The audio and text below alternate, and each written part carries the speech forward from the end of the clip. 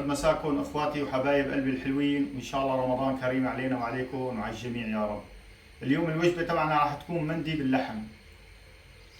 اول شيء راح نبلش. عندنا الرز هون، عندي 3 كاسات رز، وعندي حبه بصله مفرومه ناعم، وعندي سنين توم مفرومين كمان ناعم، وعندي مغرف ونص ملح، وعندي قرنفل، وعندي قرفه، وعندي ليمون يابس، وعندي ورق غار، وعندي 5 حبات هيل، وعندي الدقوس تاع المندي، عندي كزبرة، شوية كزبرة، وعندي نص حبة فليفلة، وعندي بصلة صغيرة، وعندي حبتين بندورة كبار، وعندي سنين توم، وعندي هون اللحم لحم خروف، تحسنوا تستخدموا أي نوع لحم بتحبوه، لحم العجل أو لحم الخروف أو أي لحم بتحبوه، وعندي هي التوابل تبعها.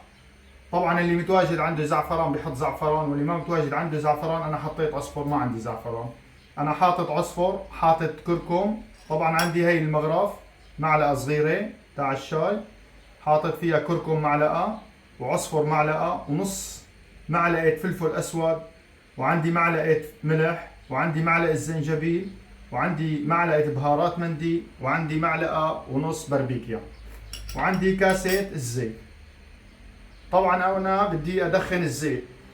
عندي أول شي هلا نحن راح نحط الزيت على النار. طبعا اخواتي هلا رح ننزل حبة الليمون، وعندي ورق الغار، وعندي حبات الهيل.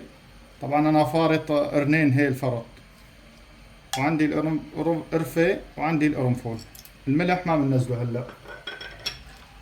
طبعا اخواتي القرنفل كمان 5 حبات قرنفل عندي، هيل 5 حبات، والقرنفل 5 حبات، وورقة غار وحدة، وشقفة هي صغيرة، وعندي عود واحد من القرفة، وعندي حبة ليمون كمان يابسة كمان وحدة.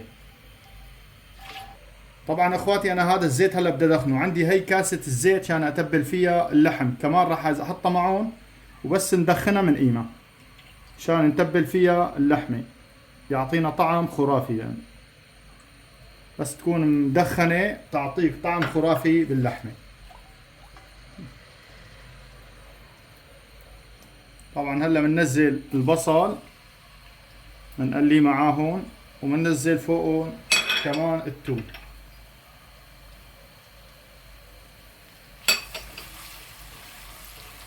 ونخليهم لحتى اخواتي يدبلوا، ما بدنا اياهم يحمروا، بس يدبلوا اولهم.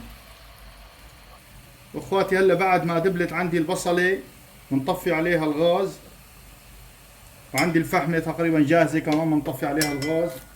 بدنا ارجيكم طريقة تدخين. عندي هاي زبدية مغسولة محطوط بقلب منها ورق سلوفان، وبنحط بقلب منها الفحمة، ونفسها هاي بنكت عليها زيت مثل ما كنتم شايفين اخواتي، وبنغطي عليها لمدة 10 دقايق. طبعا اخواتي غطوها وكمروها بشي شقفة قماشة عنكم لحتى تفحم على المظبوط، تعطينا طعم الجمر اللي بدنا اياه. طبعا اخواتي هلا بعد ما برد الزيت عندي انا عملت كاسة الزيت اللي ضفتها المفحمة المجمرة، هاي اللي دخلناها بالطنجرة امتى.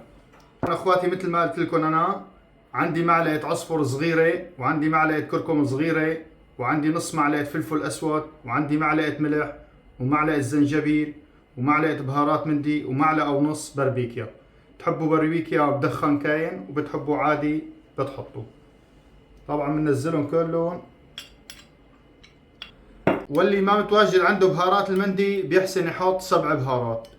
7 بهارات كمان بتنوب عن بهارات المندي، بس اذا في بهارات مندي بكون احسن. طبعا بعد ما تخلطوا بننزل عليهم اللحمات تبعنا، شايفين اخواتي، وبايدنا بنحاول نفرك اللحمة كلياتها مثل ما تكون شايفين. ومثل ما قلت لكم اخواتي اي لحمة بتحبوها بتحسنوا تحطوها. انا لحم خروف هاد بعظمه حاطه يعني، بتحبوا انتو كمان بلا عظم بتحبوا بالعظم، بتحبوا لحم عجل بتحطوا كمان. طبعا هلا بنسلفنها وبنتركها لمدة 10 دقايق. اخواتي هلا وقت تطبيق الرز واللحم تبعنا. مثل ما قلت لكم اخواتي عندي 3 كاسات رز، ننزلهم وننزل عليهم بالملح، وننزل عليهم بالمي. 3 كاسات رز بدهم 4 كاسات ونص مي، يعني كاسة ونص من المي. كاسة رز بدها كاسة ونص مي. طبعا اخواتي بعد ما نزلنا المي نعمل لها تحريكة صغيرة لحتى كلهم يصيروا روح واحدة. نرجع من سلفنا. طبعا السلفان بالطول وبالعرض، بنحط لها 2 أو 3. نحط لها 3 مشان تضل سميكة، إذا بخشناها ما تنسفر معنا. طبعا اخواتي السلفان ما بصير نشده، خليه لازم شوي مرخي من النص، نرخيه هيك شوي وعلى مهلنا نسلفه بدون ما نضغط عليه. ما بدنا اياه يكون مجدود، بدنا اياه يكون بس مسكر من حرافه عشان ما يطلع البخار من حرافه. طبعا اخواتي بعد ما صارت بهذا الشكل هلا ننزل عليها بورق الزبده. طبعا ورق الزبده بنحاول نطولها عشان نغطي رد معنا اللحم، او نعملها على وصلتين اذا بتحبوا بهالشكل هذا. وهلا اذا عنده سيخ لحمه بجيب سيخ لحمه وبيبخشها. طبعا اخواتي بنبخوشها مثل ما قلت، اللي ما عنده مثل هذا بيجي بيحسن بالسكين ببخوشها.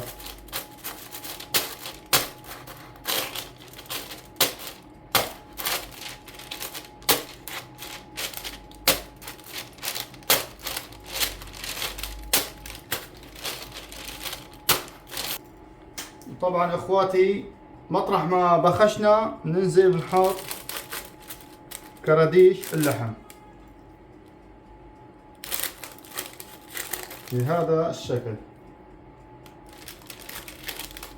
طبعا حاولوا خلوا الشحمة لفوق عشان شو تنزل الدهن والهي على اللحم والعظم على طول خلوه لتحت عشان كلها تصير السقسة كلها سوا مثل ما كنتم شايفين اخواتي بهذا الشكل. الشحمة لفوق والهبرة والعظم لتحت.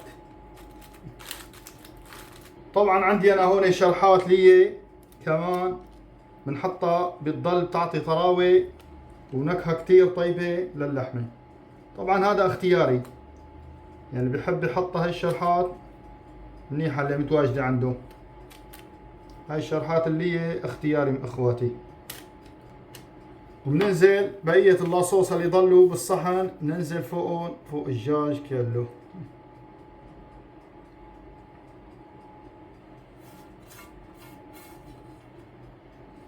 وبننزل باللاصوص اللي ضلوا كلياتهم فوق كراديش اللحم اخواتي.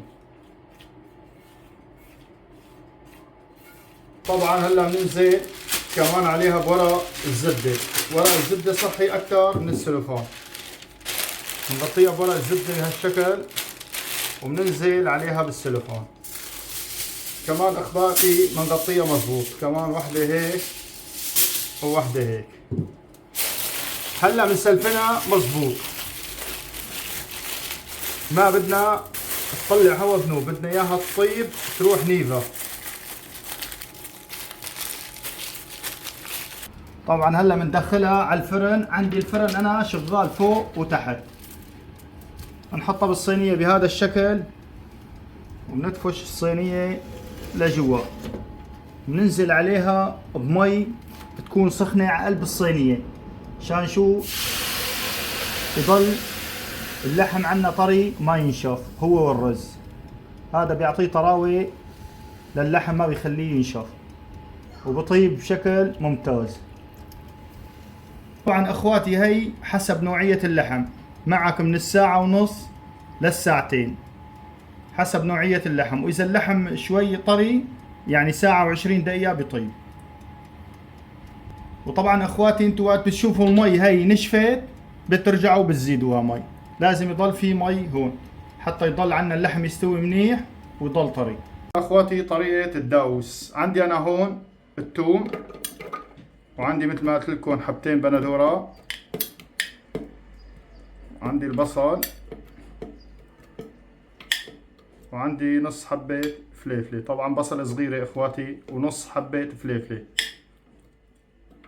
بتحطوا لكم شي 20 عرق كزبرة. طبعا اخواتي بننزل عليها بمعلقة خل مثل ما تكون شايفين، معلقة واحدة خل. بننزل عليها برشة ملح خفيفة، والملح حسب الرغبة يعني. وعندي ليمون كمان ننزل عليها بعصرة ليمون.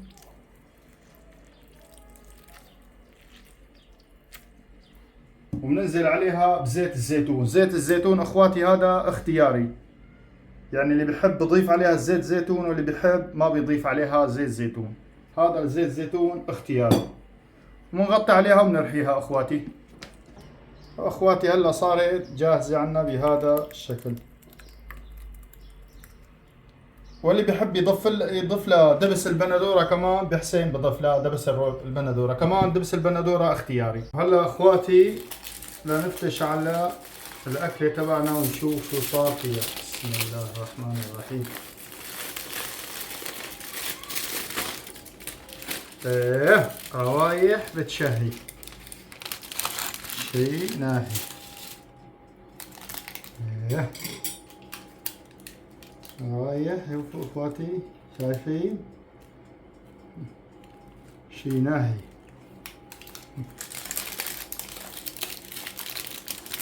نجيب الصحن نحط فيه.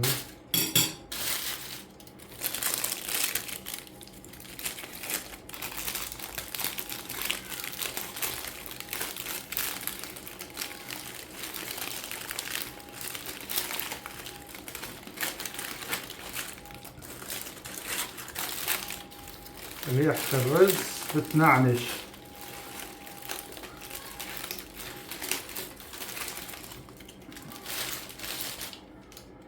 يا عيني يا عيني. ايه شايفين، شي ناهي. شايفين اخواتي؟ هيك بنحرك الرز، ريحة الرز بتنعنش القلب. هلا بنغطيهم وبندخنهم. طبعا اخواتي هلا راح ندخن الرز. انا عندي الزيت اللي طبخت فيه الرز مدخن، بس كمان بندخنه مرة ثانية بتطلع النكهة اطيب والذ. طلعوا نقطة زيت وبنغطي عليه. طبعا نفس العملية الاولى، اذا اللي عنده قماشة بجيب قماشة وبيغطي فيها مزبوط حتى يتدخن كله مع بعضه. الخير على الجميع، وإن شاء الله إفطار شهي للجميع، ورمضان كريم علينا وعليكم وعلى الجميع يا رب. وهلا أدى المغرب عنا وصار شو؟ وقت ندوق الوجبة تبعنا. بسم الله الرحمن الرحيم. ريحة بتشهي. هاي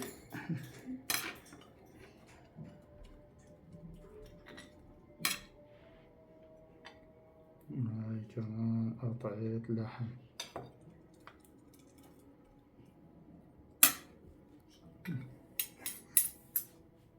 بسم الله الرحمن الرحيم.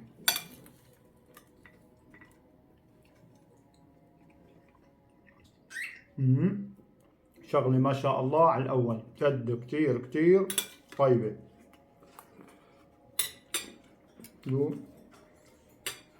اللحمة تبعنا. بسم الله الرحمن الرحيم. جد طعمة أكتر من رائعة. بتمنى من الكل يجربها ويعطينا رأيه. لا تنسونا من الشكلسة واللايكات والاشتراكات. ورمضان كريم علينا وعليكم. كان معكم الشيف أبو أحمد. سلام.